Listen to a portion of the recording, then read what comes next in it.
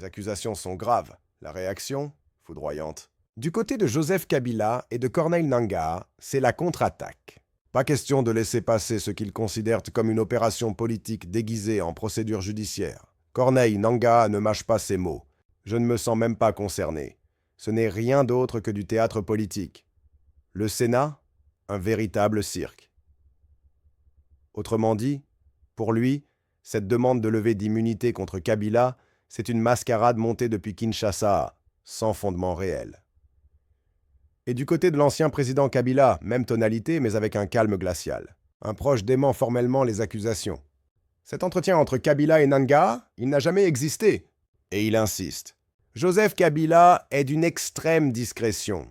Il parle très peu, même en privé, et évite toute légèreté dans ses propos.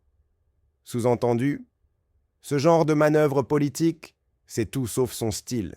Mais la contestation ne s'arrête pas là. Un autre proche de Kabila dresse le portrait d'une cabale, une traque politique qui ne date pas d'hier.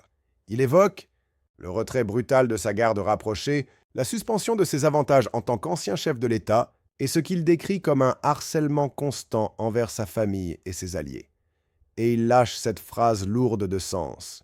Le président Félix Tshisekedi ne se sentira en paix que lorsqu'il aura neutralisé son prédécesseur.